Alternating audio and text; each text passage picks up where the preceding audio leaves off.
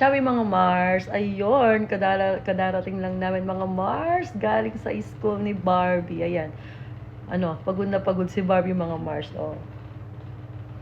Naka-uniform pa siya mga Mars, di ko na siya binihisan dahil baka nga masira yung tulog niya. Ayun nga mga Mars, ako naman ay pagod na pagod din. Galing din ako ng school, nagtinda din ako. Alam niyo naman ng Maring Samyo, tindera mga Mars. Buti na lang at may kasama ako sa bahay mga Mars. Napakabait niya at napakasipag mga Mars. Siyempre, natutulungan niya ako mga Mars. Buti na lang andito siya.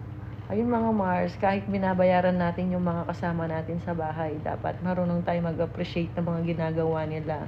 Kasi mahirap maghanap ng mga ano ngayon mga Mars, ng kasama sa bahay na mapagkakatiwalaan.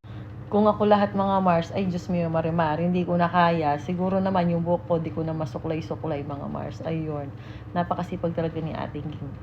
Ayun, tingnan natin siya mga Marshi. Tsaka nakikita ko naman sa kanya na okay siya sa mga ano, lalo na kay Barbie. Maalaga din siya kay Barbie mga Marshi.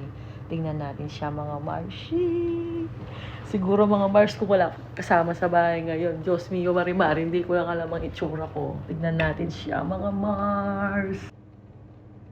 Ayan si Ate Ging yan. Ayun! Shawi Ate Ging. Napakasipag ni Ate Ging mga Marso. Tawa pa si Ate Ging. Thank you Ate Ging sa lahat. Shawi!